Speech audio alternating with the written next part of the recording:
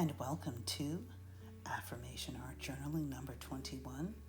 Today's affirmation is, each day brings wonderful new surprises in my art and my life. Each day brings wonderful new surprises in my art and my life. And on this page today, I did have some nice new surprises. It's another neutral because I just am I'm really starting to really like all the possibilities. Neutrals can be so subtly different. And today's colors are going to be extremely simple.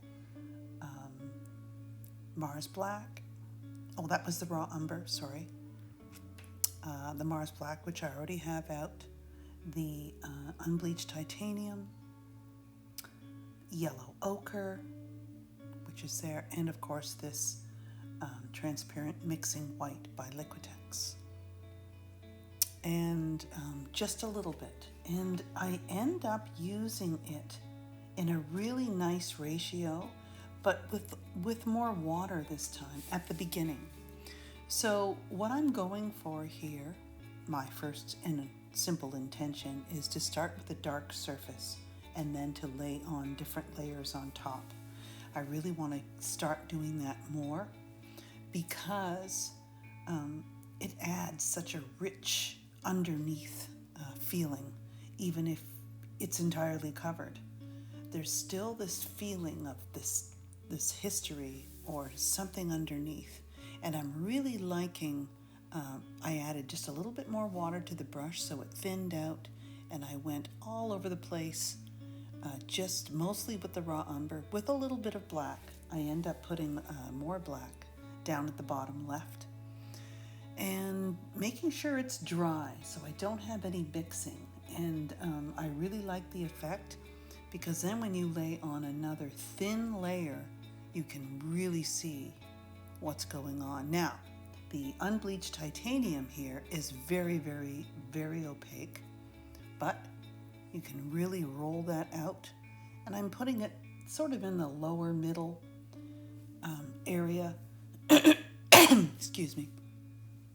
And then using less of the ochre, so then even having it less saturated as I move up. And I make that upper layer a lot lighter, but really like the dark underlayer. That's all just spontaneous, and a great contrast to that would be anything hard-edged or detailed or geometric, which is the opposite of organic, and loose, more tight-edged. So just thinking of opposites, and then making a thinner layer up top, a narrower area, and then adding that black at the bottom, like I said. So as you can see, I have a bunch of some of the same left over from the day before, but only in the neutral range. And here goes the yellow ochre, and I added a little bit more water to my brush just because it just thins it out so nicely. I just wanted a dash of that bursting color. Now, if I had the nickel azo, which, thinking of this now, just in even a smaller amount, would really have been the hero, the jewel. But on this collage piece of paper here, which these go way back. I don't know if any of you took any courses or know of Erin Faith Allen, who was an incredible, and still is. She sort of went out of the art creating, and now she's back in. I followed her Metamorph online course and Deeper. So the two back to back were incredible. So that's where I created. These are the papers from that time. And it was just putting out papers, drawing marks, and doing a whole bunch of things to the paper, and then dyeing it with coffee. And I really must do that again. Not even using the jelly printer. This is even before I even had one or knew of a jelly plate printing process. So thinking of this much lighter, and if that contrast is still too light, you can still go over a little bit, which I think I will, looking at it now, just with a little bit of unbleached titanium, just to lessen the contrast. But I'm sort of liking the marks. So I did the same. This was, I just think student quality watercolor paper, still pretty heavy, and which is a nice contrast too. When you're using thinner papers, different thicknesses can add that really wonderful texture. And that was just with ink, pen, and of course everything waterproof, so it doesn't bleed when you cover it. And then here's some sewing, and I just love the rectangular shape here, just slightly above, moving, gradating from the dark to the mid, to then to the lighter. So on this piece, on this page, I do have all tones. I have white, I have light, middle, and dark, which is awesome, and in many different ways. So, but as I said before, that isn't the focus. The focus here is to just let it go, which some people refer to as intuition. I've further listened to some different podcasts. I don't know if you caught the Louise Fletcher podcast interviewing Jane Davies, another one of my absolute favorite artists. And they had a discussion on what is intuitive art. And it's, there's different beliefs of that. Maybe in the comments below, what do you believe? Maybe you don't. Maybe we should research this more. Let me know. This subject fascinates me to no end. So what I mean when I say intuitive is your gut, is the non-thinking. So then when you think of that, okay, yes, because when you use that and trust it, you have to trust it. It eliminates this fear, especially if you're a beginner. Now, as I said before, it also comes with a history of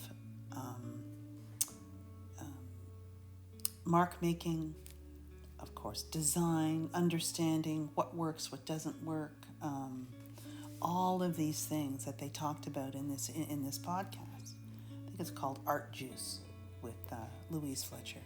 So check it out. It was really interesting. I must listen to some more of her podcasts. So thinking of now, if this was not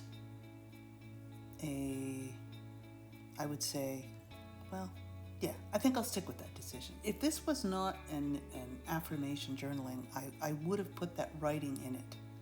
It's just that it is, because it's that intention, it's that affirmation that I want the focus to be, which is underneath all of this.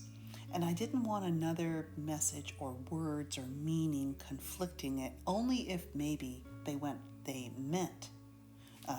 That writing that you just saw is my mother's handwriting, from certain things, history, her past, her life, and that's a whole other thing. So I want that special. That has to be on a piece that's just in this whole other series about ancestry and all of this. So anyway, back to the page. So it so needed that graphite, right? The drawing elements. And I am going to expand on the types of marks and things using the graphite pencil. Charcoal will be okay, a little smudgy though. So here I come in with a combination, making this off-white. So I'm just lightening up the value of the unbleached titanium with the titanium mixing white. And I wanted it to gradate from that piece, from that odd square, that organic, over to the right. So then it's drawing the eye down in a way, then I've been trying to use this piece of, I still don't know, I'm going to solve this for now. I think this is rice paper. This is a roll of rice paper I added. I